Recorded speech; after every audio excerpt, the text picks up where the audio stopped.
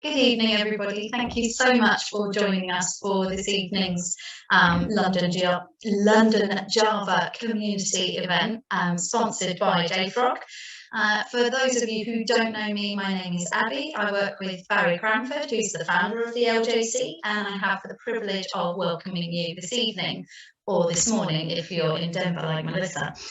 For those of you who don't know, the LJC is just one of the communities run by RecWorks. We are a tech recruitment company with a huge difference.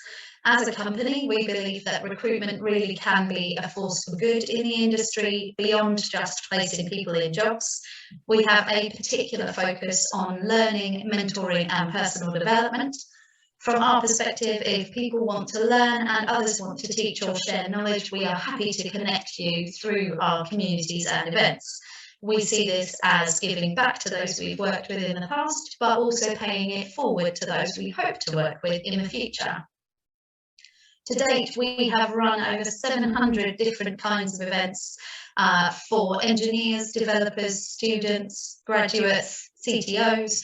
We have run conferences, lightning talks, hackathons, all sorts.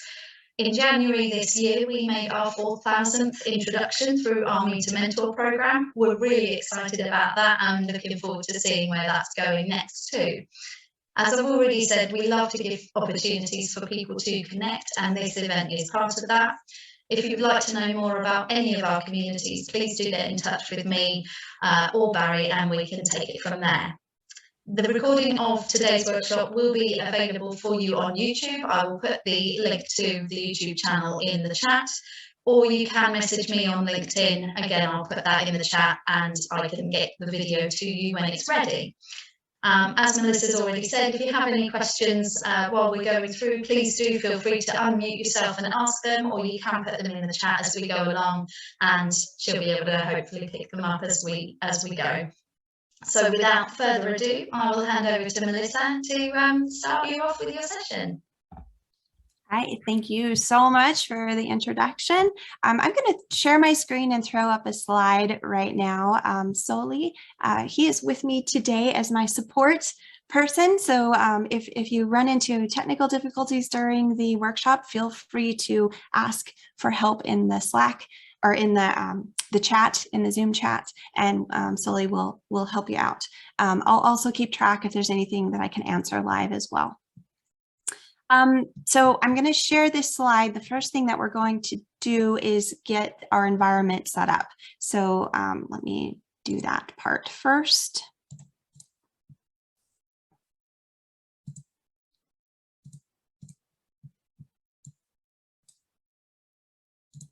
Okay, in here is a link, and Solly, if you could drop in all of the link to this free tier version that we can get people signed up with, that would be awesome. This is going to be the environment we're going to work with today. We'll connect to it from our local machines and be able to work with our Java project that we'll be going through today. While you are doing this, I have some slides to share, and I promise that's not going to take very long. I just want to have a short discussion about DevOps. And oh, Solly, I think we have a different link. It is this free tier link here.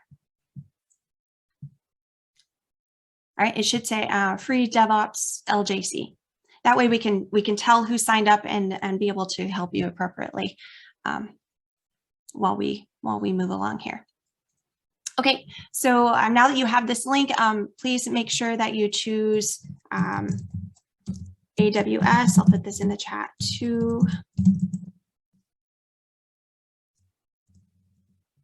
Actually, I have a really. I'm going to drop this in the chat right now for everyone. Okay, has the link. Make sure to name your server something you can remember. Something short would be good because we're going to need to copy that over and over during this workshop. And go ahead and create the account, enter your email address, choose AWS, use EU Central, and then you will receive an email pretty quickly make sure to confirm your email address there. That way you won't lose your account all of a sudden. You wouldn't during the workshop, but you'll get error messages and stuff. We don't want that. So go ahead and do this process. I'm going to go ahead and move on and just talk more a little bit about DevOps before we jump in here, and then I'll give you an idea of what we're actually doing today. All right, background on me, didn't really introduce myself yet. I am Melissa McKay. I am a developer advocate at JFrog. I've been with JFrog now for a little over 2 years. I started right when everything shut down, so that was an interesting experience. I've gotten very used to doing talks and sessions online and enjoying these Zoom calls. Now I feel like when I go to physical conferences, I feel like I need Zoom pictures on badges so I can actually recognize people when I see them again. Anyway, before becoming a developer advocate, I was a developer for over 20 years. Close to the end of my career, I focused on Java server-side stuff. But earlier on, I think the very first project I worked on was a Ruby on Rails project as an intern. And so I have a lot of different experience all the way from the beginning to my last position as a principal engineer. And it's been really remarkable to see all of the different ways that different teams organize things, the different sizes of teams, how that makes a difference, how an organization is structured, how that makes a difference. I've definitely been in those situations where I'm a developer with my earphones on in a corner by myself. I've also been in pair programming situations, was trained in extreme programming actually right out of the gate. And then also most recently in a DevOps environment, a DevOps team where my team was composed of not just developers, but also of operations and QA and things like that. So very interesting stuff. And it really made a good fit for me to move into JFrog because JFrog is a DevOps company. We focus on building tools to help developers and organizations be able to deliver their products quickly and efficiently. So there are a lot of definitions out there about DevOps and what DevOps actually is. I'm just curious. I know there's only a few of you here, but be brave. Put in your own definition in the chat. What do you think DevOps is? What does DevOps mean to you? And I'll tell you a little bit about what it means to me. Basically, it is not a type of engineer. I don't believe in the title DevOps engineer. I think it's more of a mindset. It's more of a opportunity to improve communication between the different components that are required to get software up and running in production. Vishal, thank you. The glue between ops and engineers. Yeah, makes sense. I mean, now we have a word for it, DevOps. It doesn't mean that one person knows everything. It doesn't mean that developers now need to be experts in deployments. That's a difficult one. Try to get a group of developers immediately up and running on Kubernetes clusters. That's going to be a little bit difficult. That's not what we were trained in. That's not what our specialty is in general. Now, we do need to be aware of these things and understand how they work. But just like I wouldn't appreciate an operations engineer to come in and fix a bug in the code base, I would prefer to do that since that's my specialty. Same goes for, deployments, building pipelines, things like that. So the advantage of having a DevOps team is to be able to put all of these components together in a way where communication is flowing freely between all of those different stages of development and deployment. So let's, when I was first starting out, the company that I worked for where I first was put on a DevOps team, the decision for that came from above, which I think is very advantageous and the way to go about it. I mean, you really do need support from managers and upper level positions in order to support and push that ideology down to teams and to make it work. Otherwise, you might get a lot of friction between your developers and ops folks. But the very first thing they did is they bought our team the DevOps handbook and just gave it to our whole team. And we had a little book club. We all read it. So we were all on the same page. We all understood what we were doing, what we were expected to do, and we had the philosophy. These are the 3 books that I think anyone beginning in DevOps needs to get and read. They are very cleverly written. They're not your typical academic type book. The Phoenix Project is actually written as a novel. It is a story, has characters, and it just talks about, from a management perspective, about a particular IT project and all the problems that were happening and all of the paths that they had to take to improve things for this particular project and for all of the involved people. The next one, there's a sequel to that, the Unicorn Project. So as I said, the first one is from a management perspective. The Unicorn Project is actually from the developer's perspective. And it takes one of those original characters and brings it to her perspective. And that's another really interesting book, especially for developers. You'll run into a lot of the same characters, and it just gives you a different view of the world. And then finally, of course, the DevOps handbook, which is a little bit more academic. It talks about the actual philosophy and all of the things that help a team move forward. All right, this is a slide that I see a lot in our corporate decks. This is a little bit dated now, but I like to show it because it just shows how overwhelming this space can be. Look at all of these things. If you can see, I don't expect you to read the tiny print, but there are different steps here. The very first is you have your set of dependencies that you declare in a project. The second one is you need to resolve those dependencies somewhere. Where are they coming from? We know that as developers, we're not all writing everything from scratch. So we are going to be pulling a lot of stuff from other repositories. So we need to resolve those. Artifactory is a tool to help you do that. 3, again, remote dependencies. So not only dependencies that are written, maybe by other internal teams or anything, but also from remote. In our case, Maven Central is a good one. And then next, we commit those changes to some kind of version control system. And then those changes get pulled into some kind of continuous integration build server. That's DevOps right there. This whole CI is this automated process to help you be able to commit code from a number of different members on a team to be able to do that together and not run into problems, immediately at the end if you all try to combine all your code at the end. So you have all of your different CI servers that you can choose.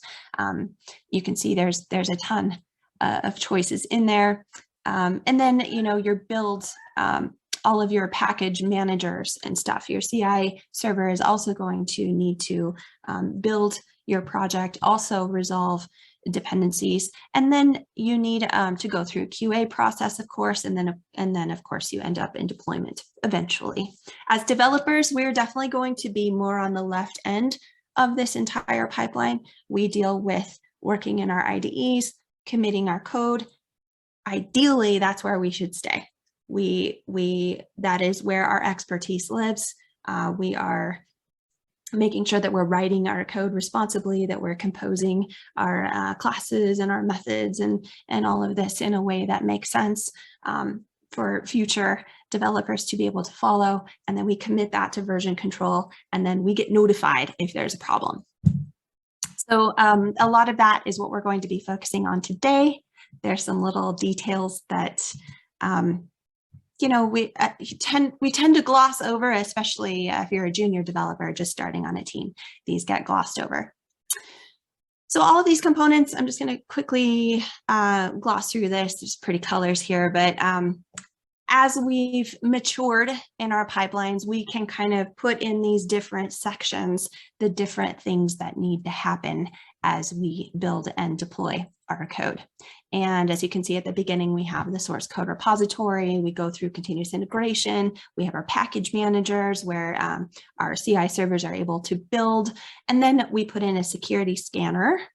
That's something where after the build is done, we're able to scan all of our artifacts that result from that build. And that tells us, if there's any immediate issues we need to be aware of. That's going to be something we'll talk about a little bit more in our workshop. That can actually be moved all the way to the left, and very interesting ideas there on security scanning. And then finally, continuous deployment. Now, that can mean either, you've got continuous deployment or you have continuous delivery. So that means, one of two things, and I see there's scenarios you can argue for either way. I know like at JFrog, we talk about, liquid software. We want every commit to just flow through and go all the way to the end and be deployable. I know in some cases that just is not a situation that works. Either the organization just is not organized that way, or there's a lot of other business stuff that happens, marketing that needs to happen before something is actually deployed. That's a whole other entire discussion. But in those scenarios, I usually see you have continuous, your code is continuously produced and built and put into a test environment, but maybe actual delivery to production happens at the push of a button, on a decided date and time, depending on your industry and your organization, of course. Okay, so when you're doing all of this, you need to decide what's important. And I like this picture of my car. This car I'm still driving. I've shown this slide several years ago now, and I'm still driving this car. I did get in a fender bender, and I decided to put a magnetic Band-Aid on the car rather than fix it, because it just is not worth fixing at this point. It would cost more than the car is actually worth. So it gets me to where I'm going. That's what I'm happy about. That's what I'm going to focus on and prioritize. The moment it doesn't do that anymore, it's time to, maybe for another car. But same goes for your pipelines. As we build our pipelines, I've seen a lot of teams get overwhelmed, especially when they start with DevOps. They get overwhelmed because they want to do all the things at once. And really just, it's a best practice to focus on one thing at a time, because the moment you get one part of your pipeline pristine and polished, you're going to hit the next roadblock. And only then should you move to that next section and work on that for a while. Initially, the best thing to do is make sure that you have measurements in place so that you know when you are successful, and so that you know when to quit. I mean, you can always improve. We know this as developers.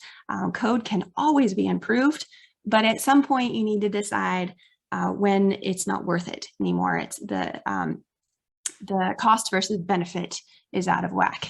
So make sure that you have those measurements before you start.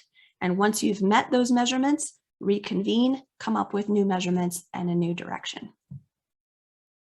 Okay, that's it. Let's get into this workshop now. Has everyone been able to sign up for the JFrog environment? You should be able to see it here. And I neglected to tell you not to log in yet. If you did, that's okay. We'll work through that. But I just wanted to go ahead and do the same thing. I actually signed up for one myself just before this workshop so that we all have the same UI, the same experience, and we'll be able to walk through this together. It also helps me slow down because I've done this so many times. Sometimes I go too fast. So please, put a shout out in the chat if you need me to slow down.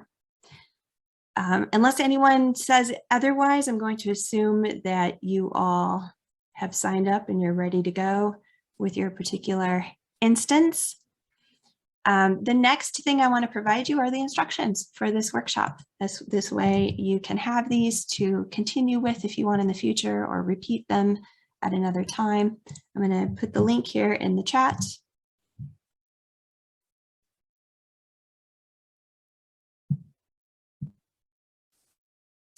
Go ahead and pull that up.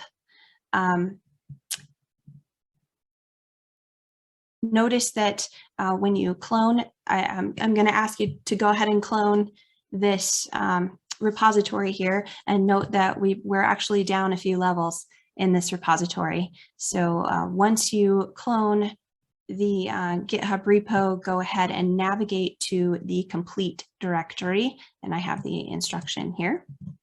Make this a little bit bigger so y'all can see a little bit better. And I'm going to do the same. Pull up the instructions for myself in a different place so that I can see both.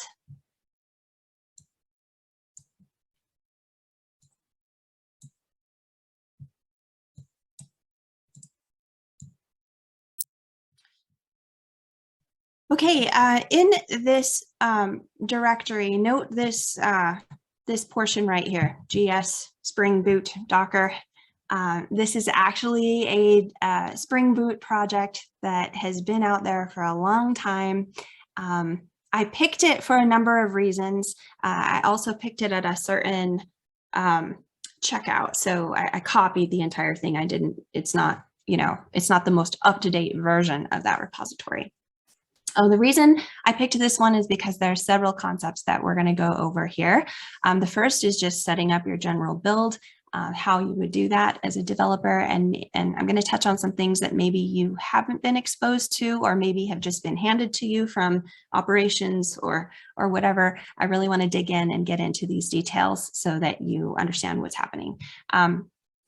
This might be, you know, a lot of review for some of you, but I know that as a junior, these parts were skipped for me. It was more important to get the build up and running and get features and bugs, you know, worked out. But at some point, you have to go back and really understand how your project is being built and what is happening under the covers. So we are going to work with this particular project. It has also been containerized. We'll touch on that at the closer to the end of the workshop as well. We'll experiment a little bit with our container and learn, you know, what changes you would want to consider there in this project. You're going to want to make your own changes, which is why I would want you to clone this. You could even fork it yourself. Cloning is fine today. In the future, if you want to do more, you know, different things like actually set up continuous integration, you'll probably want to fork the repository. But cloning for now is just fine. And you all should be here sitting in this complete directory. I'm going to get there as well.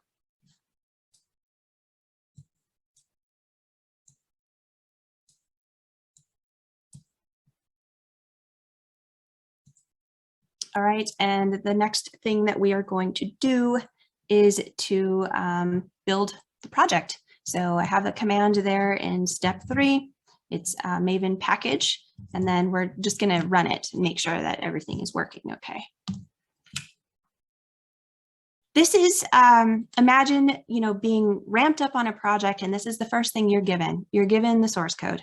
So the very first thing you'd want to do as a developer is sit down and build it. Make sure that you are at a, you know, a good sanity point with the project.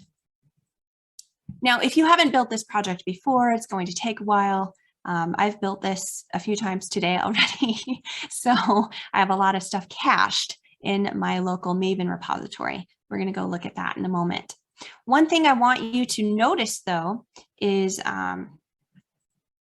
during this build, and it went so fast, now I'm going to have trouble finding it.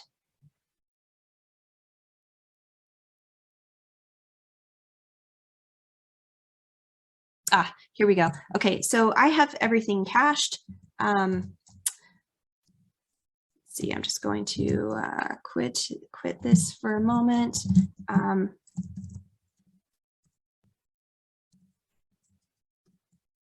Should be, this isn't a class on Maven. I'm hoping that you're all, you know, relatively familiar with Maven. In your local Maven repository, you're going to have pulled in a bunch of dependencies for this project. I'm going to remove mine. We'll talk about why I'm doing that in a moment.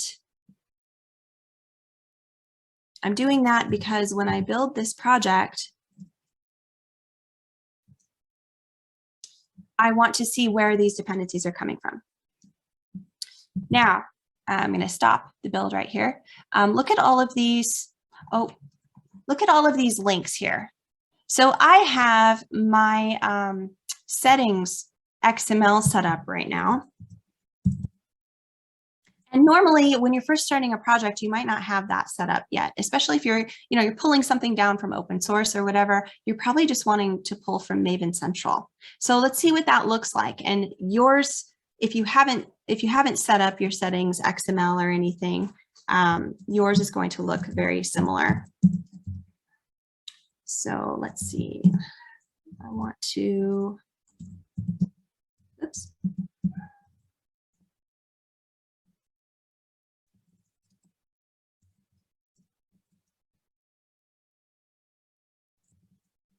Make sure it's gone. Okay, I have a backup in here, but that's okay. All right, so now when I run this build command, this package command with Maven, now look at where these paths are coming from. So this is the URL for Maven Central. So when you're building your packages, your projects, pay attention to what's happening at first. Now, like what happened to me the very first time I built, I had a bunch of stuff already sitting in my local repository. So I didn't see any of these downloading lines because everything already existed on my machine. So just so you understand, for anyone that's not familiar, Maven, what happens is when you run this package command, it takes a look at your POM file. And let's do that here while we're in here. And this POM file's, it's nothing fancy. It's got a parent POM, Spring Boot starter parent, and then there's a list of dependencies. Now, Spring projects have a tendency to have a ton of dependencies. Even though we see, just one item in here or a couple dependencies in here, if you were to look at the tree, these dependencies have their own dependencies, which have their own dependencies. So, all of that brings in a ton of stuff to your environment. And each one of those items, each one of those dependencies need to be downloaded from somewhere. Now, when you're brand new on a project, you are likely handed a settings.xml file to start with. I want to show you a couple of different ways to take this apart to really determine where your artifacts are coming from, and at the same time store them in a place that is safe, that you can measure, that you can make sure that you're pulling the same artifact or dependency every time you build, or think about scenarios where, I don't know, Maven Central goes down. You don't have access. Where are you going to get your stuff from? Or you are working in a company that has decided to put up a firewall, and you now no longer have access to the internet. So where are you going to get these dependencies? This is where Artifactory comes in, and we are going to set up this this beginning part of a project with Artifactory. And this is the part that usually is done for developers, maybe operations, like I said, gives you a settings.xml file, or tells you the paths of repositories where to get your dependencies. If you've never been involved in that process before, this is going to be pretty cool for you to see what is actually happening behind the scenes, because we're going to do that ourselves today with our own instance of Artifactory. So let's take a look at the next set. We built the project. You should have been able to build and run that project. Go ahead and Control-C out of that. We don't need it running anymore. That was just our sanity checkpoint. This time around, let's go ahead and create our repositories. And this is when we're going to introduce you to Artifactory. So go ahead and go to your instance that you signed up with today. And let's log into that, and I'll give you a short tour of what all is in here, and then we'll proceed with building or setting up our repositories. Oh, let's see, what did I call mine?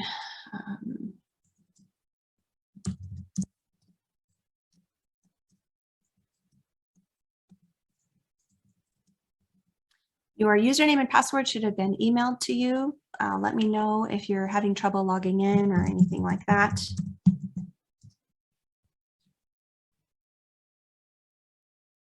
Your password is what you chose when you signed up. And this is the first screen you should get to. However, for those of you that have not logged in before, you will get some more introductory screens that asks you, you know, who you are, what your position is. Go ahead and choose personal. I think you have a choice between personal and commercial. Go ahead and choose personal. And then all of the checkboxes, just select them all. In some cases, some features will show or not show based on what you've selected. So for our sake, and just so that you have everything you could possibly want, just click everything. And then go ahead and continue to your login. Okay, I get irritated with having to use my email address as my login, especially the way I have to do it. Since I have a gazillion different email addresses for all of these different instances I use every time, I like to immediately go and set up myself a new administrative user that's easier for me to work with, shorter to type, especially during these workshops. So let me show you first where to do that. We'll come back to this screen in a moment, but notice that there are two modules on the left side menu. There's the application module and there's an administration module. At some point, these are going to merge together and you'll just see, you know, what your permissions allow you to see in a single place. That hasn't happened yet, but it's in progress. For now, go ahead and click on the administration module. We'll be sitting in here for a bit, setting up our repositories and stuff. And this is also where you would create a new user. So this has a full-on user group permissions framework that you can use and you know, to be able to set up all of your users and stuff. I'm just going to set up a new user. I'm just going to name it admin, give it my email. Make sure to choose administer platform if you want to make sure that you want to do everything. Now, keep in mind, when we do these workshops, we usually set things up like this with the least restrictions so that you don't run into troubles during the workshop. In real life, you want to be a lot more thoughtful about setting up your users, groups, permissions. Use that principle of least privilege. Make sure you're following that. For now, for our purposes today, with our instances we just started up, I'm just going to set up an admin user. Make sure to give yourself a strong, super secret password. And that's all you need to set up here. Just click save at the bottom. And now I have a new user. I'm going to go ahead and log out and log back in with that new user.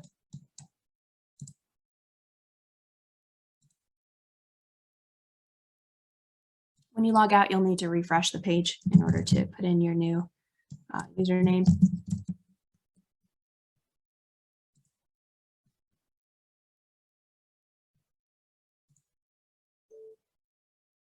All right, get all my stuff.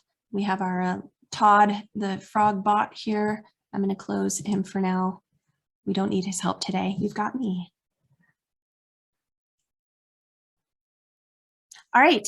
The next thing that we are going to do is set up repositories. We're going to go through the motions and then I'll explain what is actually happening and what we're doing behind the scenes. But for now, let's follow the instructions. The instructions are step 4 is where we're at. We're going to create one local repository of type Maven. I will walk you through that and at the same time tell you what local means.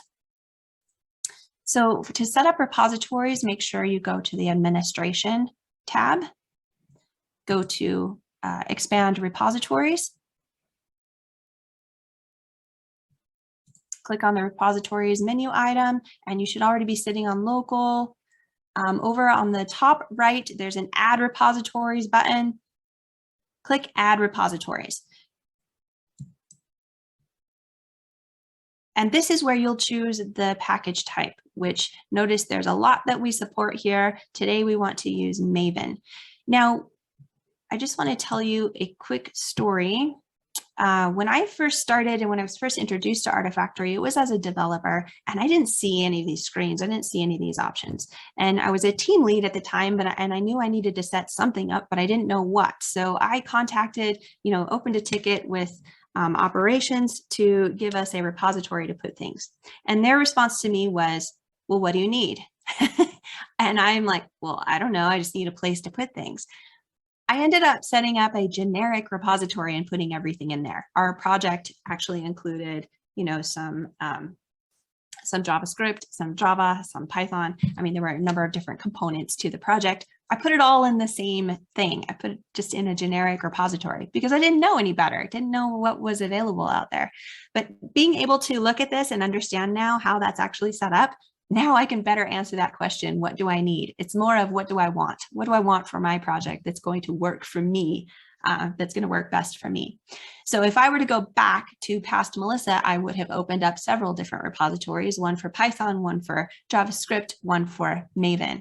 That way, there's just some extra bells and whistles you get when you tell the repository what type it is. So in this case, we're setting up our local Maven. Go ahead and name these the same that you see in the instructions. That'll help you avoid some issues later. I encourage you to go back and play with that in the future if you want to do different names. I just did WS as in workshop, MVN as in Maven, and then the key local. This repository key needs to be unique across the whole instance. This is how this repository is identified, and you'll need this name later on.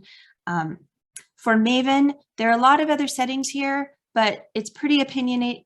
What it's set to by default is pretty good. No need to change anything here. Go ahead and click Create Local Repository. Now, you should be able to see this new local repository here in this list. There's a bunch of stuff already in here. These are just here to show as an example what they look like. They aren't required to be used or anything. In the future, these might go away actually. So don't depend on these always being here when you first sign up for an instance like this.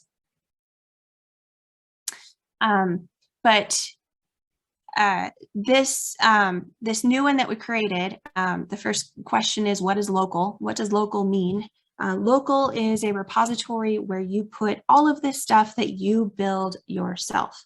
So in our project, we spit out a jar file at the end. Where do we want to put that jar file so that other teams have access to it, so that our deployment team has access to it, our operations team has access to it? We need to put it somewhere. And today, this is where we're going to be putting that file. That's our local repository. These names really should be per project. I would encourage you to create, repositories are cheap, just like GitHub repos, I would encourage you just to create a new one for each project that you're working on. Otherwise, you run into, mono repo problems like cleaning it up, not knowing who's using what or what project, maybe a project is no longer, is now defunct and you need to get rid of all of those artifacts. It's just harder to manage. The way storage works, even if you have 10 different Maven projects and they all pull in Spring, that's okay. There's actually only one copy of Spring that's going to be put into Artifactory. And the rest of the repositories are just pointers to that single location. There's a database handling all of that in the back end. So it's not like you have 10 projects, 10 Maven projects, and now you have 10 copies of Spring running around. That's not how it works. So take advantage of it, use the different repositories, create as many as you need. It also helps with permissions too when you're setting up who actually has access to these repositories. You can make it more granular that way. Okay, we've got our remote one. Let's move on to the next one. This is the remote repository. As you can see, we already have some remote repositories. Let's go ahead and create one, and then I'll explain to you what that means and why we need it. So again, click Add Repositories in the top right. Click on Remote Repository. Select Maven as your package type. And then for the repository key, use the name that's in the instructions, WS for workshop, -MVN for Maven, -remote. This makes it easier to find in our list of repositories. Now in the instructions, you will see a URL. Copy that URL and put it in the URL field. We are replacing the JCenter URL. You could potentially keep that, but I just want to be explicit in where we are actually getting our artifacts. JCenter happens to be a mirror of Maven Central now. So they're actually kind of the same thing, but we're going to directly go to Maven Central. This is where we are going to collect all of our third-party and open source dependencies. There is nothing else you need to set. Everything else should be fine. You can play around with these settings on your own time if you like, but everything else should be set appropriately. Go ahead and create remote repository. And you should see it appear in your list. Now let's talk about what a remote repository actually is. A remote repository is where you request third-party and open source dependencies that may be located somewhere else. In our case, they are located on Maven Central. There are other scenarios where they may be located in a completely different repo somewhere else. But in our case, we're using Maven Central. And what happens is when a developer requests dependencies, when they build their project and they're hitting Artifactory, Artifactory gets that request and looks in its internal cache to see, do I have this already? If it already has it, it immediately responds with that artifact. If it doesn't, then it uses this remote repository as a proxy and reaches out to Maven Central and collects it from Maven Central, brings it into its internal cache, and now you have it. Now every subsequent request for this particular dependency or artifact is going to be hitting Artifactory. Okay, so now we've set up our remote. Let's move on to virtual. Virtual is pretty cool. The virtual repository is something that not every dependency management system has. A virtual repository is basically just a grouping, a pointer to a group of repositories. So as a developer, we know that we are likely going to need stuff from remote, but we may also need dependencies from local, perhaps local repositories that belong to other teams. So it would be nice to have one repo that rules them all, and we just deal with that one repo. We don't have to know whether things are coming from remote or whether things are coming from other remote repositories or other local repositories. We just have one that we care about. And that's what we're going to be creating right now, the ruler of them all. So let's add a virtual repository. And just to clarify again, a virtual repository is like a pointer. It is not a physical space. It is a pointer to a group of repositories. So we're going to create that right now. Click on Add Repositories, click Virtual Repository. Again, select Maven. Give it a name. In the instructions, I've named it WS for Workshop, MVN for Maven, and then Virtual. Now here we do have some extra settings we need to pay attention to. We need to set up our group. So let's go ahead and scroll down to this repository section. We want to include all of our workshop repositories. I'm just going to filter the list down to the 2 that we've already created. And these are the 2 that I want in my virtual repository, the 2 I want to point to. Now, in more complicated systems, you can, that has a number of different local repositories or remote repositories, you can actually move these around, make priority decisions. So like, once an artifact has been discovered in, or you can choose that a certain location is where you should always look first. and then only go to, the next in the list if that artifact hasn't been found. There's all kinds of things you can do to set up priority order. We just have the 2. This is fine how it is. There's one more setting we need to set. This is very important, or when you build locally or when you try to deploy, it won't know where to put your stuff. So when we package it, we're still creating our local artifact, right? Our jar file. Well, where should that jar file go? If we're using the virtual repo, we still need to identify where the physical space where our artifact needs to go. So that's where we choose our local repository where we want to put things here. This matters more to a build server, and we're going to take the position of a build server on our local machine, actually. So we're taking on a little bit more than a developer would be responsible for, but I want you to understand how that works and see how that works.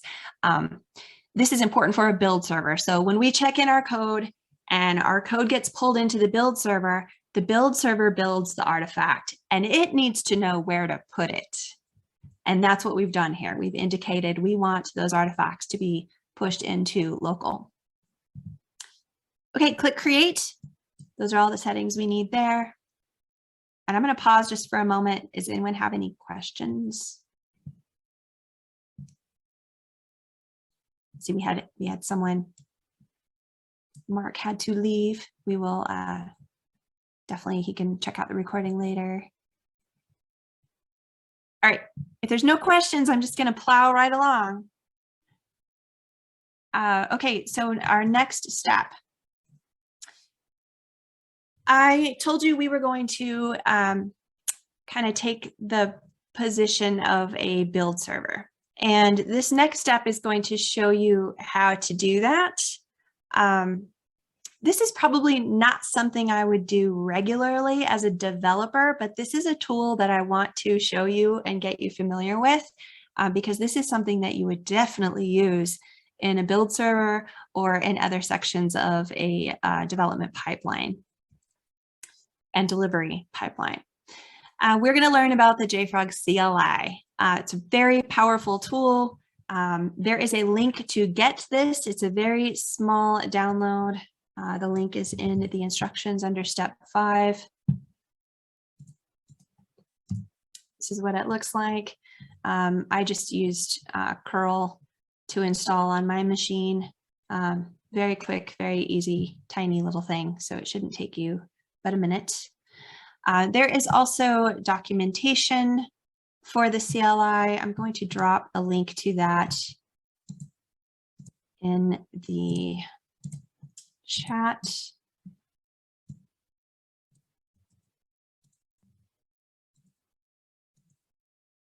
Okay. All right.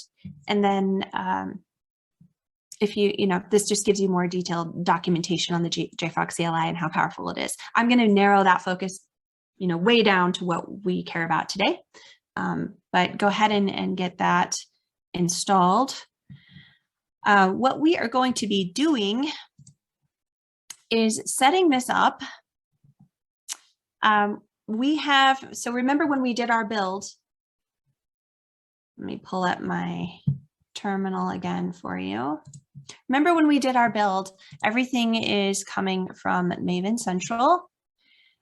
So we have that, but we actually want our stuff to come from our Artifactory instance now. We want to use that proxy that we set up, right? We don't want to pull directly from Maven Central from our local box. So I will show you this way of doing it with JFrog CLI, and then I'll show you probably more what you would be familiar with as a developer. But let's do this way first so you can see it happen. Go ahead and let's configure our JFrog CLI. And I'm just going to follow along these instructions with you.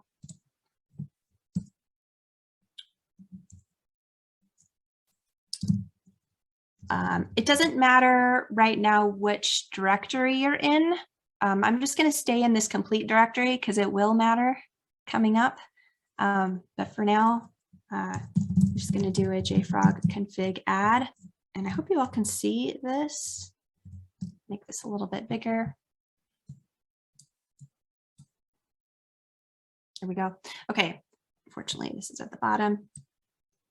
Okay, choosing a server ID. I have example settings in the instructions if you want to follow along and fill them in. I'm going to do the same myself. I have suggestions in my output because I've configured many CLIs in the past. If you can imagine, I have a number of different instances that I point to. So yeah, I'm just going to choose LJC today. This server ID is a nickname. This just identifies this particular config that you're working with. You have one instance, you're probably going to have one config. I have several configs because I have several instances, but in reality, that isn't generally the case. So go ahead and put in something that you will remember, a nickname. Next, you need the platform URL, and there's an example that's given to you here. There's also an example in step 5 in the instructions. This URL comes directly from your instance. So I'm going to jump back to my instance here, and this URL is what I'm talking about, this first part here, stopping at .io.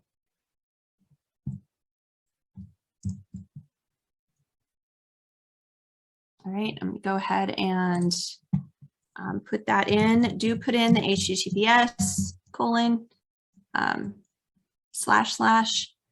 and then your instance URL, not mine. Won't work very well with mine. Okay, and then it'll spit out a bunch of stuff. These are URLs that are available to you now. One of these in particular we will use later. The third one down, the JFrog Xray URL. Let me explain what all of these are. These are different projects that are, or different components that are underneath the umbrella of JFrog Platform.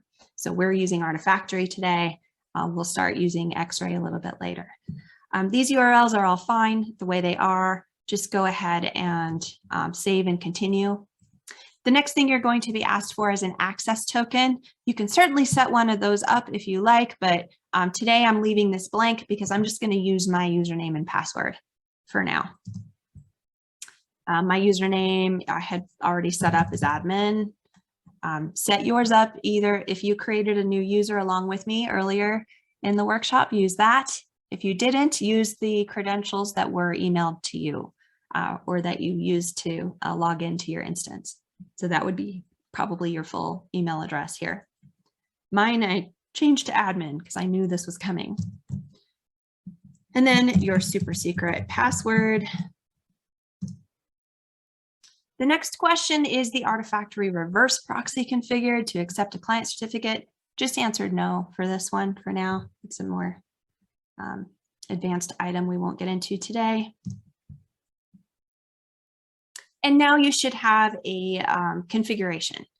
The next thing that we need to do is we have all of our details for our platform instance, but we still haven't connected our project to it yet. So that's what we're going to do next.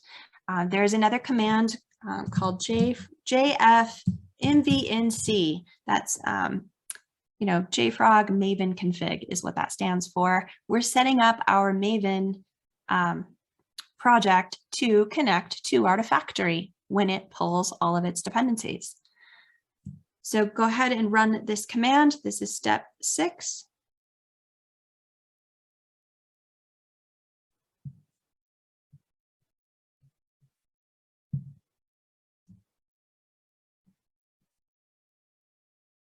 Oh, someone pointed out, good eye, that I have a misspelling in my config. So I'll go back and fix that in a moment. Let me go ahead and finish the Maven config first. So the first one, resolve dependencies from Artifactory. Yes. That's the whole point of this workshop. Set the server ID. Mine was MJLJC.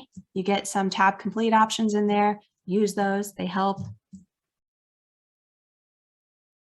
Oh yeah, so this is going to fail because I don't have my config correct. So I'm going to go back to JF config. Let's see. I'm just going to repeat the command. So mj LJC and the platform URL. This is the part that I had incorrect. I forgot my J and JFrog. Jfrog.io. And yes, we can use an edit command as well. I just did add, but you could also use JF edit, and then the name of the your nickname that you assigned, that would work as well. I took a shortcut and did this. Access token, we're skipping that. Username, password, no. Okay, now we should be able to do the Maven step.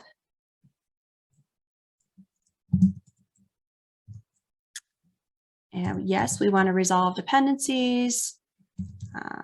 MJLJC is the config we want to use. For setting resolution repository for release dependencies, you're going to get a number of questions like this, and we want to set them all to our virtual repository. Remember when I said we just want one repo that we can use, one URL that we can use for all of our requests and everything for our dependencies for our project? This is where that's coming into play. So we're kind of combining a little bit here. We're combining release and snapshot. That's fine for what we're doing today. In the future, when you set up repositories, and I'll show you that in a moment, you'll want to probably set up your typical snapshot repos and release repos like you typically do for a Java project. For us, we just have the one to worry about today, simplest thing that works.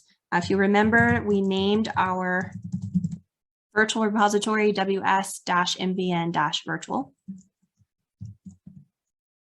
And we should get the next question about snapshots. We're going to use the same.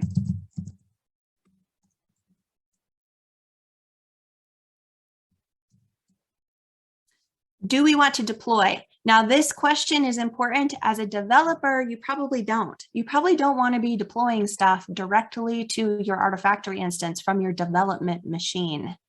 Today we are, because we're going to play a little bit the part of a build server as well as a development machine so that you can see the internal workings.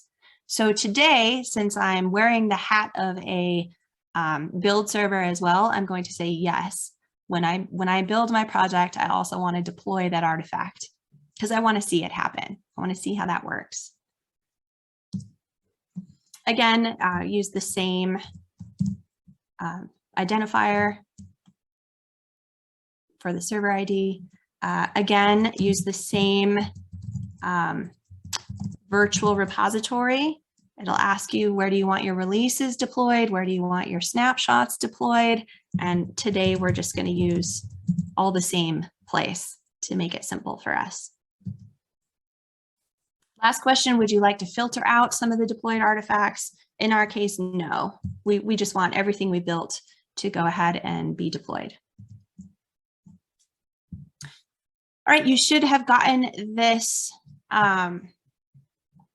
message that this was successfully created. Let's just see what happened here. I'm going to do an ls here, and in my project, in my complete project, which is where you should be when you're making this configuration for Maven, you need to be in the same place as your POM file. Notice that we have a JFrog directory that got built. Let's go ahead and check and see what's in there.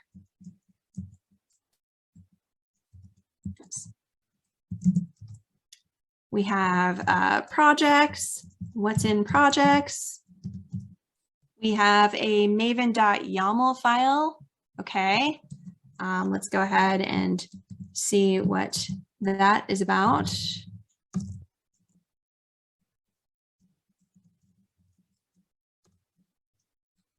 and you see something that looks remarkably familiar,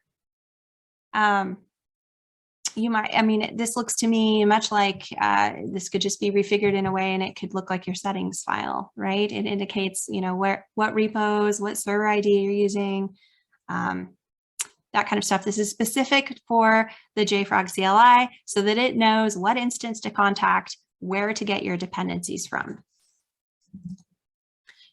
This is something that you probably wouldn't want to check in. So this might be something you would add to your git ignore file, because this is very specific to my machine, my development environment, right? And you wouldn't want this to be checked in. So keep that in mind.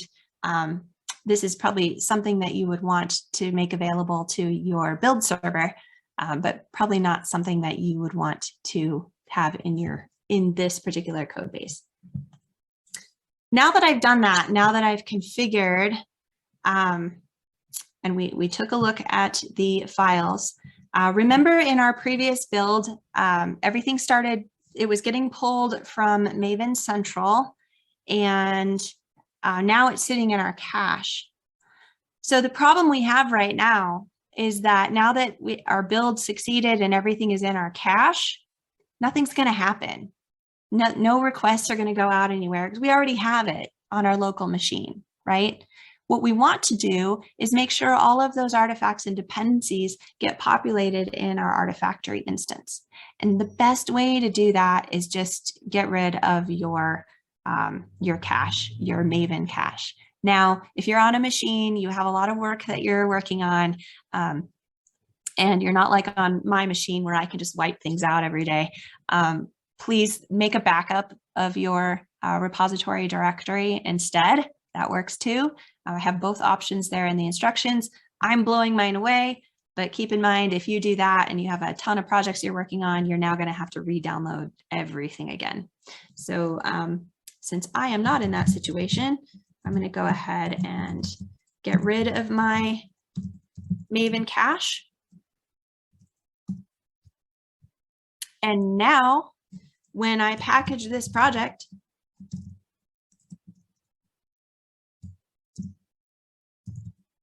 I am going to use the same, the Maven package command, but note that I have wrapped the command with JF. This is how the package command knows to go through the JFrog CLI in order to connect to Artifactory. I'm going to do this first, and then I'll show you the results, and then we'll talk about how you might want to do this differently. All right, I'm going to stop my build here for a moment, and I just want to point out that now, instead of Maven Central, I'm pulling all of my dependencies through here to through my Artifactory instance. You should see your own path here for yourself. Right, I'm going to continue this process, and then I'm going to go back to the JFrog platform, and let's just observe what's happening here. So if you go back to your application module and expand Artifactory, go down to artifacts. Anyone familiar with Artifactory at all? This is the classic view you're probably, that's most recognizable. And let's just take a look at what all is in here. We have our virtual repository here. We have our local repository here. I'm going to start expanding this. There's nothing in here right now. Now, the reason is because my build hasn't completed, right? And I haven't pushed that artifact to this location yet. And then I have a remote one. Let's just take a look at that. I've got some things already listed in my Maven remote. These are things that have been pulled in. If I refresh this, I should see, more and more get pulled in as the project continues to build.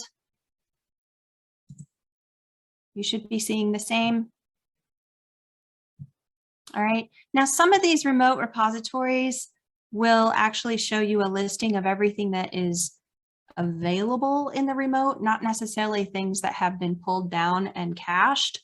So if you really want to make sure that your stuff has been cached, there is a corresponding repository here, down here at the bottom, WS Maven remote -cache.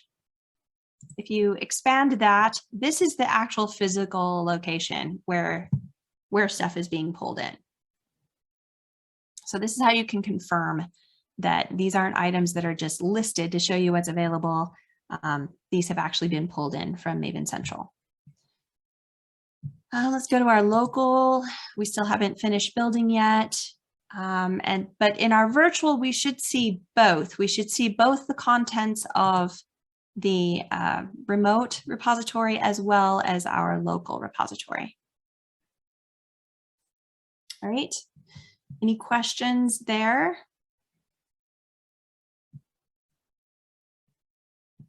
Let's go see how our build is doing. And it's still working. All right, one more thing I want to show you in here is we used the JFrog CLI method of connecting everything, but as developers, we're more familiar with setting up our settings XML for Maven. So how do I do that? Well, there's a couple different options. I'll show you this way. Since we already have our repositories created, we can select our repository. We can click on set me up, this little button with a wrench on it, and we can get some information about this particular repository here. Now, what's important here, we have a deploy option. This is what you would put in your POM file to set up for deployment.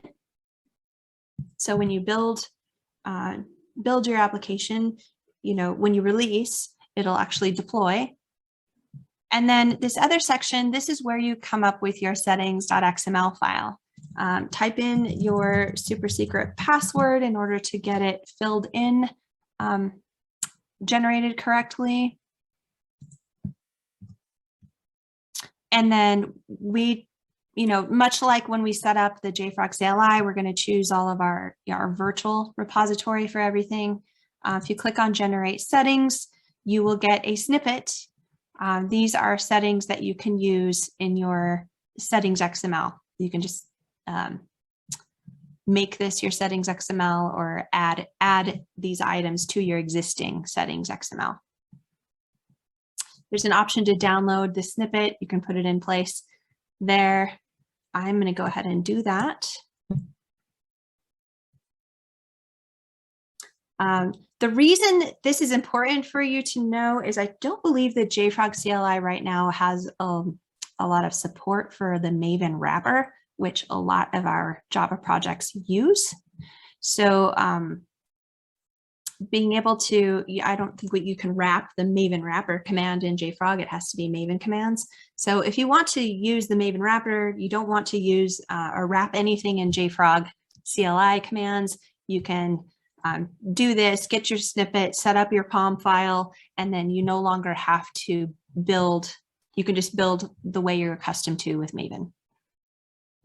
Okay, I'm going to leave that as an exercise for you to do, to place your settings XML and to add those items to your POM file. Let's see what our build process looks like. We're still chugging away here. Yours probably should be doing the same if you're following along with me. While that is going on, let's go ahead and look at what we have coming up. We have finished with step 6. We're moving on to step 7. Step 7, we're going to introduce Docker. Oops. Again, I picked this project because it already has a Dockerfile. Well, it's, oh good, we got a build success. Great. Okay. Oh, since it's done building, let's check really quick and see if our local repository got.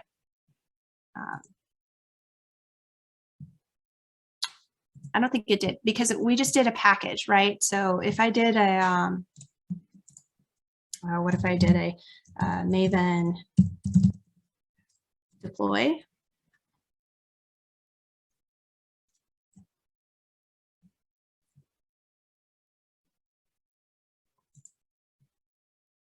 You can see if we get our local repository filled in that way. That'll take a moment. Okay, so let's take a look at our Dockerfile. While that is working,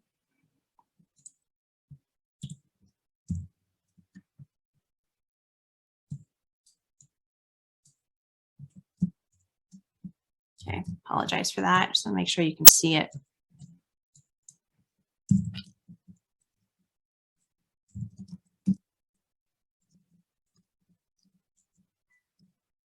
Navigate back to my complete directory where my project lives. There is a Dockerfile in here. How many of you are new to Docker or have worked with Docker before creating images? Let me know in the chat. I'm just curious if any of you are currently using images for Java projects or just using them for test, or if you actually have stuff in production now.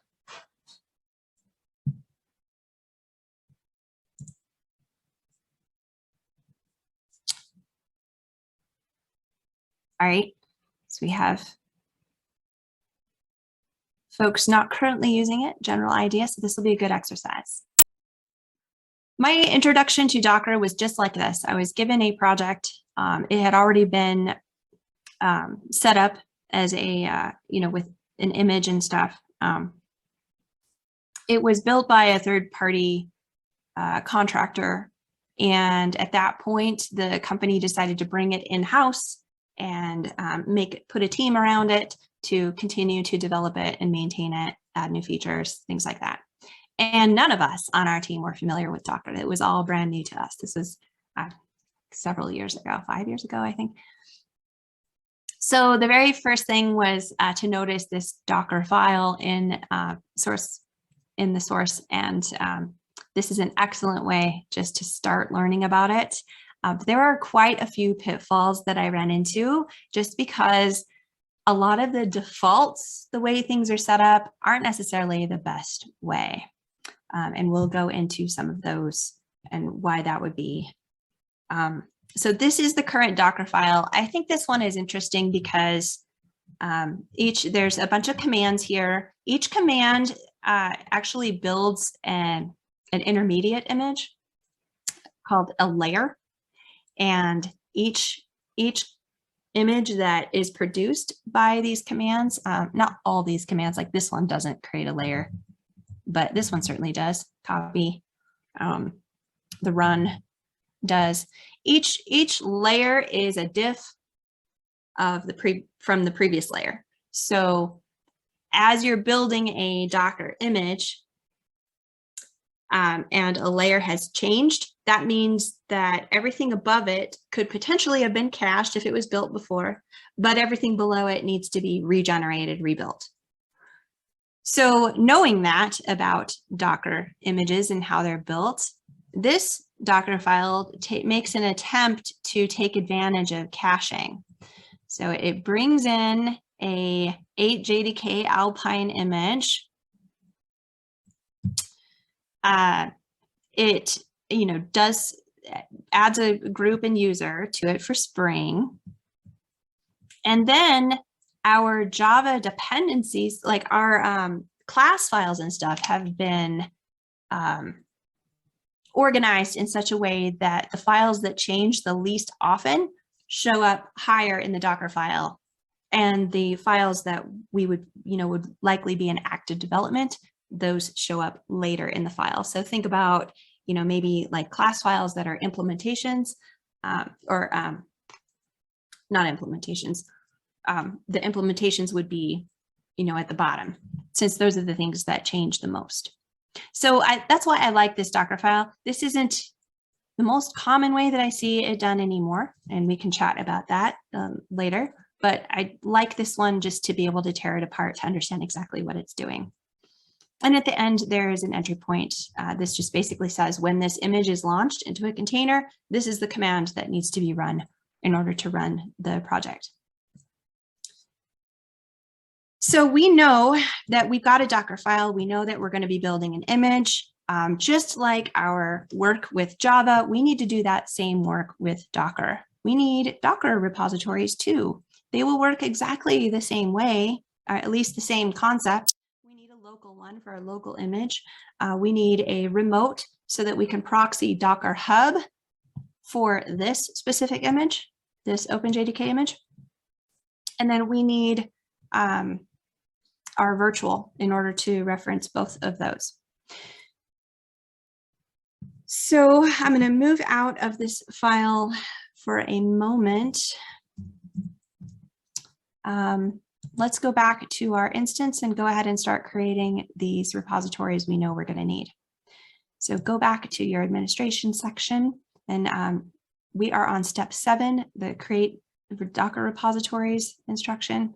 We're going to create one local, one remote, and one virtual, just like we did for Java. We can do this a little bit faster because we're good at this now. We've already been through creating repositories. I'm going to expand repositories, click repositories. I want to add a local repository. This time I'm going to choose Docker instead of Maven. One thing to note, even though we specify Docker, we also support OCI images. So images that were not built by Docker, but are OCI images, the standard. We support those as well. And another advantage of using a system like this is Docker Hub now has restrictions on how many times you can pull images from Docker Hub without having an account, things like that. Because of JFrog's partnership with Docker, if you have an instance set up this way and you're using Docker Hub through your instance, you won't get hit with those pull limits. All right, our first key is ws-docker-local. Spell everything right. There is nothing that needs to be set here. In addition, just go ahead and click Create Local Repository. Now we have a place to put our Docker image that we're about to build. We want to add another repository. We want to add a remote repository. Also choose Docker. This one, we're going to name it ws-docker-remote. And this URL already directly references Docker Hub, which is what we want for this particular remote. So go ahead and leave that as is. Again, there's really nothing else we need to change in here. Because of our partnership, we can do anonymous pulls just fine. So you don't even need to set up a username and password or anything. And go ahead and click Create Remote Repository. Yes, this is our anonymous information. And lastly, we'll set up our virtual WS. Oh, whoops. Sorry. Click on your Docker package type and name it ws-docker-virtual, just like in the instructions. This one we need to add.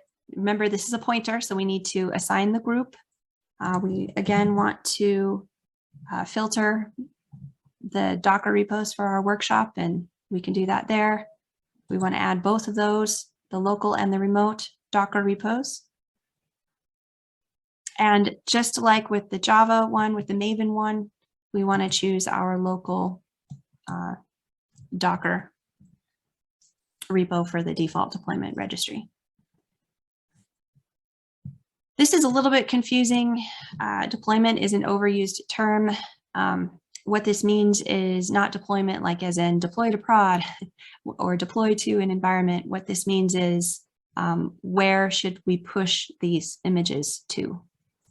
So just to clarify that. All right, we'll create this virtual repository and then we will move on to step 8. Let's go back to our Dockerfile. Go ahead and bring this up in an editor of some kind. I'm just using VI here. And there's one major thing here that I want you to notice. And that is the fact that the from line in the beginning, it will always pull from Docker Hub. I know we went through that effort of setting up a virtual and we should expect to proxy through Artifactory. This won't. Every time this image gets built in a fresh environment where nothing is cached, it's going to pull this image from Docker Hub.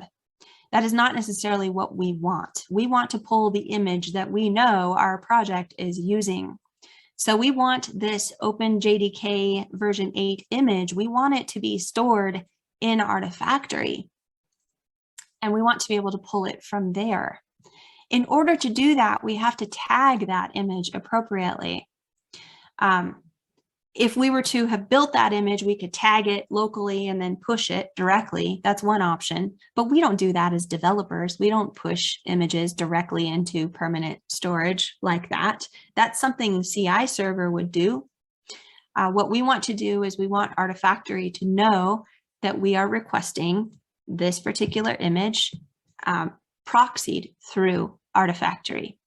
In order to do that, we need to change this first from instruction to point to Artifactory instead of Docker Hub.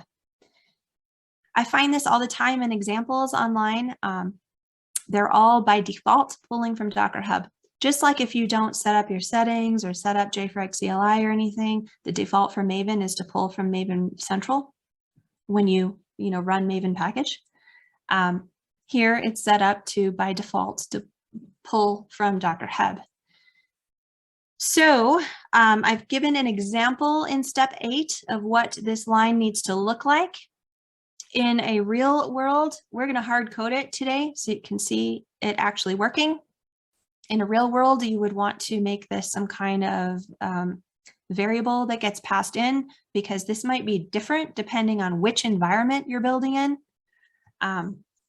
So in our case, we want to directly reference our JFrog instance. And this is what it should look like. Stay with the pattern here. There's no HTTPS or anything, but use your JFrog Platform URL. Start with that. And I need all of your eyes, make sure this is all correct. Okay, and then a slash. And then we want to put in our virtual repo name. And you should be able to get that from step 7. We named it ws-docker-virtual. And another slash. And then we'll keep the same image name and tag, which is the name is OpenJDK. The tag is 8JDK Alpine. No need to confuse what this image is. We'll keep it the same name and tag. All right, go ahead and save this file. And then we're going to go ahead and build this image, and we will go and check our repositories and see what happened.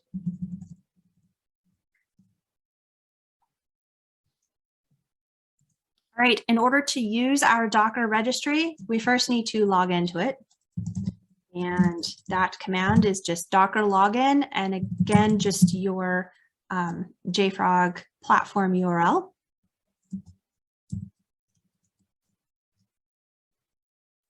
Your username and password is going to be the same as your user you set up in your platform, or your credentials you use to initially log in.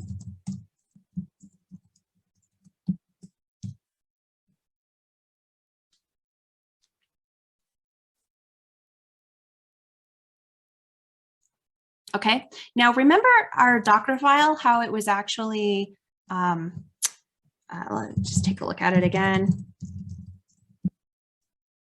Remember how it was actually dividing up, libs and class files and stuff? That didn't happen automatically in our build. We actually need to do that. So in step 9, this is something to be improved. It could be automated better. There's actually completely different methods. I'll mention those when we're done with this. You'll appreciate them. But in step 9, the second instruction there, you'll create a directory, and then it'll go ahead and split up those jar files into that directory. Unfortunately, this is on my Mac, so this command might not be exactly the same for you if you are in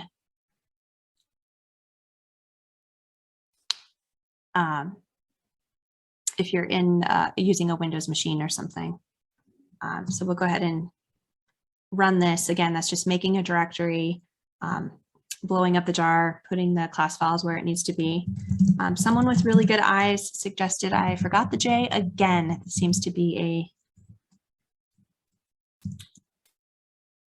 something I like to do today for whatever reason. Okay, when you try to build, if you've done something wrong in that from line, you'll find out very quickly. All right, the next command that you have in here in the instructions is our build. I like to tag and build at the same time. The reason I'm tagging is because I want to be able to push this image to Artifactory. Again, this is something that you would want your CI server to do, but we're going to do it today since we're wearing both hats. Okay, we have Docker build tag, again, your server name. Let's see if I can remember to put the J in this time. Okay, we need to reference our virtual Docker repository.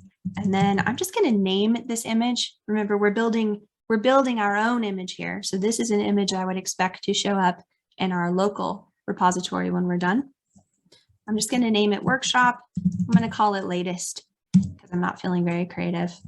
And then there is a dot. Remember that dot when you're building. What that means is it is asking, what is the context? What does my world look like when I am building this image? We send that context, which is basically, where am I in the directory structure? Where does the Dockerfile live? What do I have access to? We send all of that to the Docker daemon, which goes through the Docker engine, goes through and builds the image. So it knows, like those copy statements that we saw in Dockerfile, it knows where those are in order to pull them in. So that's what that dot is about. More often than not, you just want to be in the same directory that the Dockerfile is in, which we are.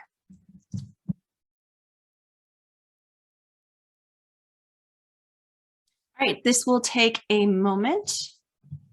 Shouldn't take too long. It's just pulling down that OpenJDK image. We should be proxying that image through Artifactory. As soon as it's finished here, we're going to go and check that, make sure that actually happened.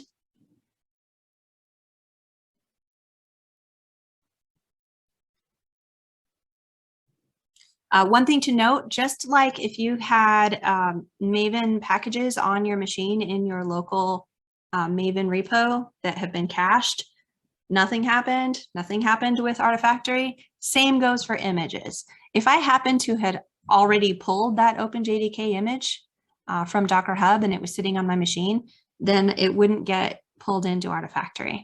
So make sure your system's clean first before you run this. Okay, it's finished running. Let's go check and make sure that stuff showed up in the repositories like we expected.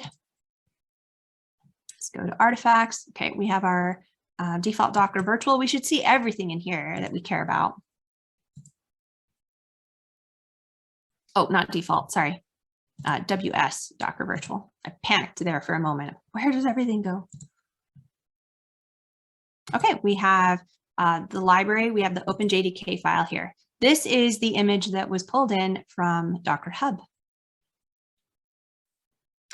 Now, we don't see anything, we don't see our local image that we just built. Where's our workshop.latest? Well, the reason we don't see it is because we haven't pushed it here yet. So we'll do that next.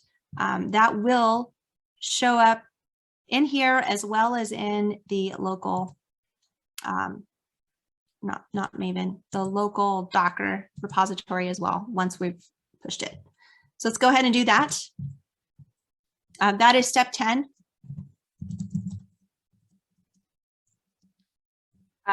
If you do the Docker images command, you should be able to see this image that you just created. Might be a little bit easier to copy paste that. There's a plugin too you can get for your terminal that will help you with tab complete. I haven't put that in my terminal yet, but just so you know that exists. You don't have to struggle as hard. So we're gonna push this image. We need to reference the entire name. That's the entire tag of this image. I can specify latest. If you don't specify it, it will look for latest for the tag. We named it latest, so I can do either or. If you named it something else, you must specify it. And then just push. We've already logged into the registry. We don't have to do that again. That just sits in our authorization file for Docker on our machine.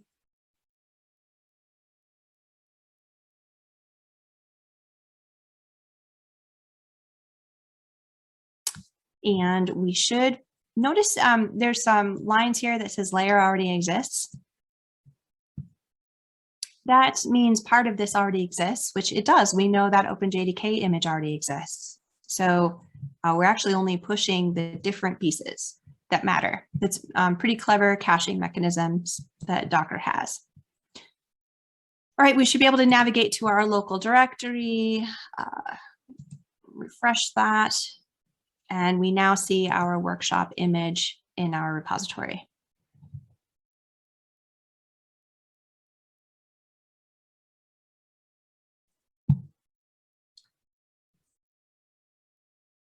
All right. The last part I want to touch on is that security portion. So we have all of our stuff up here. The advantage of having it all in Artifactory is now we have a complete set of dependencies and artifacts that we can run security scans on. So if you checked that box that you're interested in security, you should be able to see a security and compliance menu item here. And let's go ahead and set this up. And then I'm going to give you, 5 minutes to use the restroom or something before we close out. I know I didn't give you all a break. I'm sorry about that. Anyway, let's go ahead and get these indexed, get the index started, and then I'll give you 5 minutes to get a drink of water or something. Okay, we are on step 2 in the instructions. In the workshop part 2, we've already looked at all of our dependencies and stuff. We've moved on to step 2. We're going to make sure these are all in text. So there is a, let's see, we need to be in the administration section, expand Xray, go to settings. You should see a square here, rectangle here with indexed resources link. Go ahead and click that. This just means that, all of these repositories have been, the Xray will pay attention to them. We'll pay attention to anything that's in these. We didn't use any of the default ones. We used our workshop ones that we created. So let's go ahead and add those to this list. So click on add a repository. Use the filter WS. That will bring everything that we care about in. Notice we're not indexing virtual. Virtual is not a physical location. It's just a pointer. So we just see local and remote options here. And we want all of them. We want our Docker stuff. We want our Maven stuff too. Go ahead and push those over, add those to the list, click save. Now we should see our workshop items here. The last one's on the second page.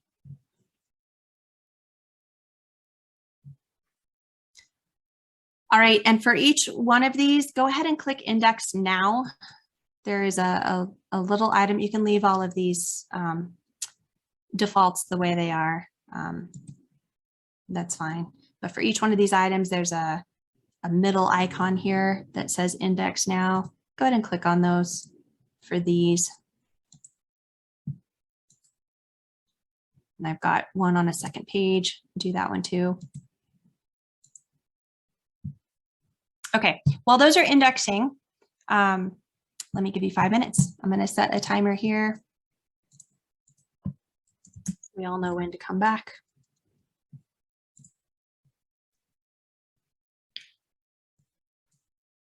Great, I'm going to turn my video off.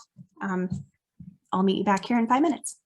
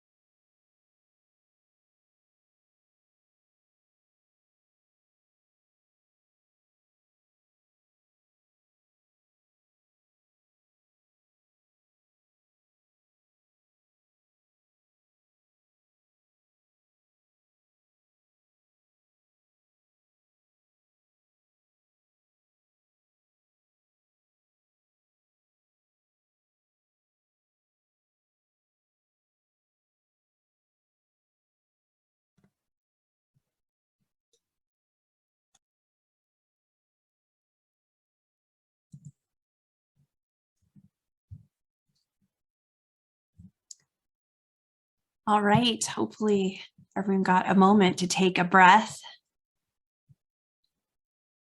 If anyone has any questions, now's a great time to chat as well before we start looking at the index stuff. Sorry, I was late for first half of the meeting. What exactly does clicking this indexing thing give us? What does indexing it do? Yeah. Okay, so there is a product under the covers called Xray, and it scans all of our artifacts that we have identified, which is what indexing does. We identify these artifacts that live in these repositories in order to do a binary scan to find any known vulnerabilities. We use a few different databases for that. So there's, NVD, there's some public information that we can get as well. And then we also have internal security team that actively searches for vulnerabilities. And we've created our own CVSs and everything in order to get those publicized and get people more protection on their stuff. And why does it have to be manually triggered? Why don't you do it automatically? Is it because it consumes too much resources? Nope, you can absolutely do it automatically. We're doing it manually today because we don't have a pipeline to build that step in. But you can potentially build a pipeline and you can do it automatically. And we definitely recommend that, to have like a quality gate where you automatically run a scan before proceeding with, deploying your artifacts to another environment, like a production environment.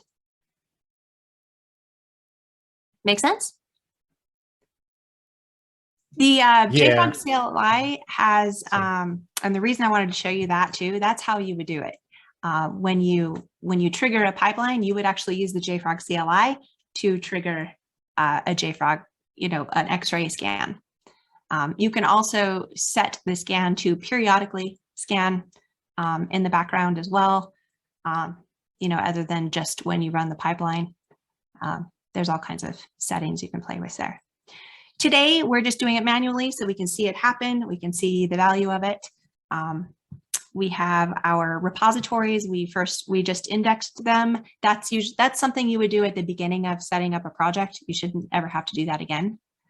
But we just wanted to make sure that stuff is actually getting indexed. And this one in particular I'm sitting on, this is our Maven one. It has the most artifacts in there. We can see that now we have 202 artifacts that have been scanned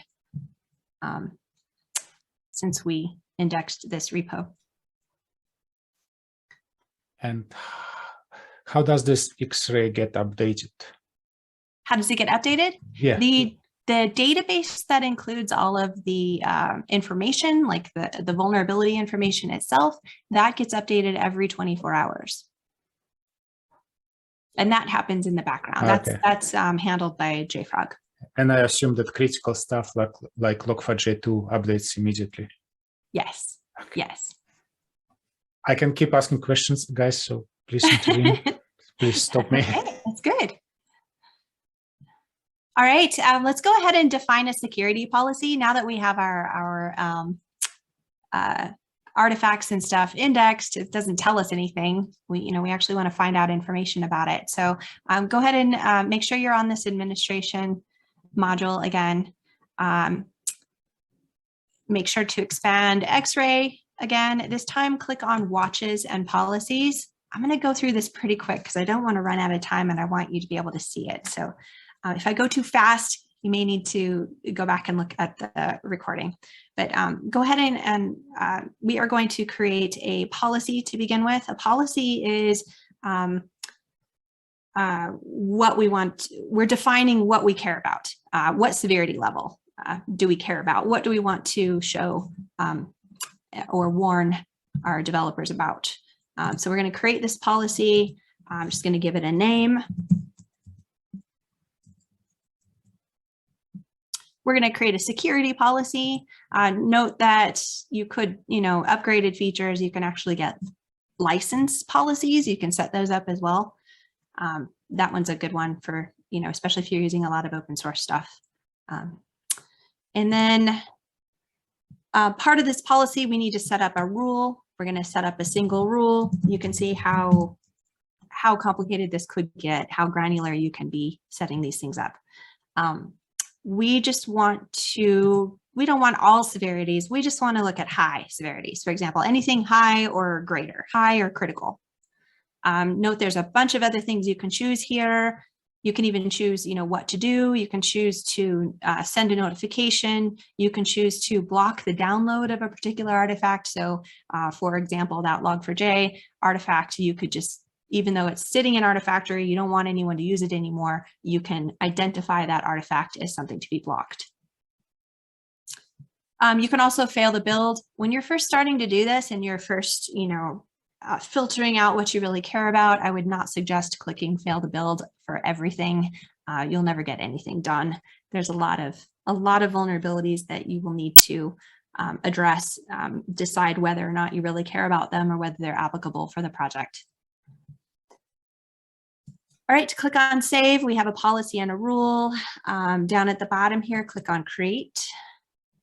And then the next thing we want to do is set a watch. So we set up, what we want to filter. Now we want to set up what repositories do we care about? So let's go ahead and set up this watch. We'll give it a name. I'm just filling in the required fields here. Go ahead and click the add repositories. We want to add all of our workshop repositories. So use the filter, bring all of those over, click save. And then we want to assign the policy to this watch. So the policy that we created with the rule, we only have one. Go ahead and assign that to this watch. And then click create. All right, and now that we've done that, we can actually run a scan. If you hover over your watch, there is an item over here. It looks like an arrow. Go ahead and click on that. You can choose, different settings, of course. We just did this today, so the last 7 days is fine. Click OK. This is another step that can be automated, of course. We're just running this manually right now. This might take some time to complete, but since we let it index everything, it should be pretty quick. You should be able to click on this calculate link and it'll give you a list of all of your violations. Now to actually see those, what you would want to do is go back to your application section, go to security and compliance, click on reports, create a new report. I'm going to name it. I want to see all my vulnerabilities and I want to see them in all my repositories. I want all my workshop repositories. And there's a few other items in here I think that need to be, let's see if that's enough to generate the report. I just want to see everything. It takes a moment, and then we should be able to open this up and get more information about each one of these vulnerabilities. We can get the CVE number to do more research if we like, the severity, of course, which component is affected, so you know exactly which artifact is coming out with this issue, and then more information like what potential fixes are. The last thing I want to show you is how to set this up in your IDE. So this is great to have this all in, the UI for Artifactory, but as a developer, this is probably not something you'd be looking at all the time. I mean, this is usually in another, maybe in operations or your security team would be looking at this mostly. Nice to be able to see that it's here and available, but I would love to see it just in my IDE. So one thing that you can do is, and we support several different IDEs. Andrew, in fact, if you could put a link to the Jfrog Ide plugin into the chat, that would be great. So everyone can look and see if their IDE is supported. I'm using IntelliJ. You would just go to, wherever you, however you assign plugins or look for plugins for your particular IDE. I just go to the marketplace. You should be able to just type in JFrog and there's just one to choose from. Select that guy and go ahead and install it. You might need to restart your IDE for it to actually show up, but that's all you need to do there. And then once you've done that and installed it, there is an additional configuration that needs to happen. That is, will show up on your main settings page or whatever for your IDE. This is where you would put in the URL for the instance that you're using. Today we're using DevOps, what is it? DevOps LJC. So you'd use your instance name for this. And then your credentials. You can test that you're actually connecting to the Xray on that instance. And then go ahead and apply that and click OK. Now, I already had this up. If this is your first time running this plugin, it might take a little bit to populate the items down here, but this is pretty cool stuff. I can really get deep into learning, what exactly these vulnerabilities are, how I can fix them, the version information, a lot of the same information that we saw in that other screen for the JFrog platform. What is also really cool is you don't have to have all of these in Artifactory yet or checked in. And let me show you what I mean by that. This is a really old project. This is 2.4.2 of Spring Boot. I know that there's a higher version. In fact, I looked it up again just before I came. It looks like, it's all the way up to 2.6.7 for this Spring Boot starter parent. So I'm just going to put that in my POM.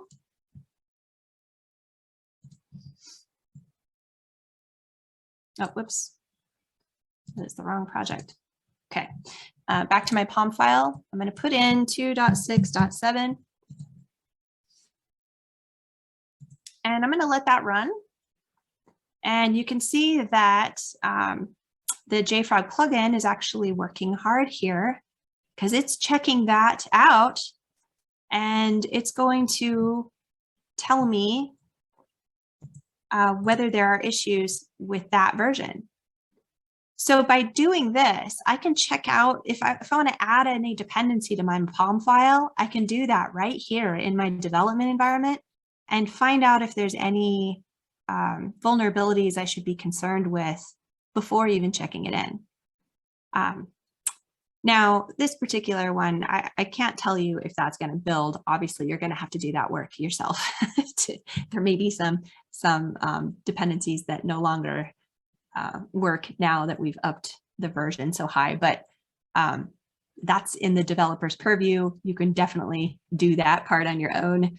But this is interesting to know that if I upped to 2.6.7, it looks like I'm pretty clean. And this is when I would consider as a developer, I want to get to this version.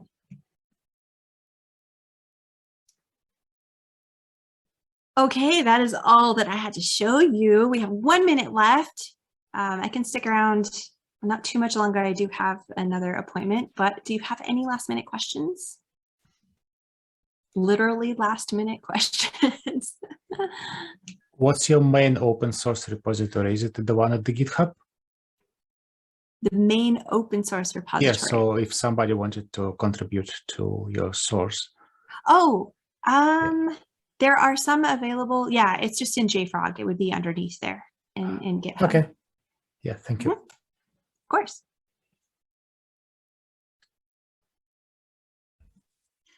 Well, fantastic, Melissa. Thank you so much. You're very welcome. Thank you as well to everybody who managed to come tonight for some all variants of this evening. That was really interesting, Melissa. Thank you so much for taking us through that. That was brilliant. And the recording will be available on the YouTube channel, or just message me on LinkedIn and I will get it sent over to you. That's absolutely fine. So all that is left for me to do is to say, have a great day, Melissa, because your time is different to ours, and have a great evening, everyone who's in the UK. So thank you so much for coming along, and we will see you again soon. Take care. Thank you. Everyone. Bye. Bye-bye. Bye.